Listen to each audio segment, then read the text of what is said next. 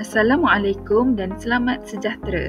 Di dalam video pembelajaran hari ini, kita akan mempelajari teknik pengendalian mikroskop mudah dengan selamat.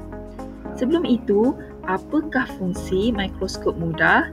Mikroskop mudah berfungsi untuk melihat objek yang sangat kecil, contohnya sel tumbuhan.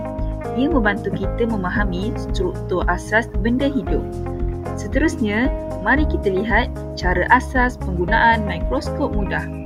Yang pertama, apabila membawa mikroskop, gunakan kedua-dua belah tangan. Satu tangan memegang lengan mikroskop dan satu lagi menyokong tapak mikroskop.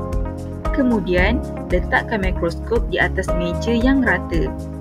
Untuk memerhati semasa menggunakan mikroskop, letakkan slide pada pentas mikroskop dan kunci dengan klip.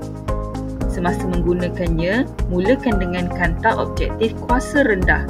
Laraskan tombol kasar sehingga imej kelihatan, kemudian gunakan tombol halus untuk mendapatkan imej yang lebih jelas.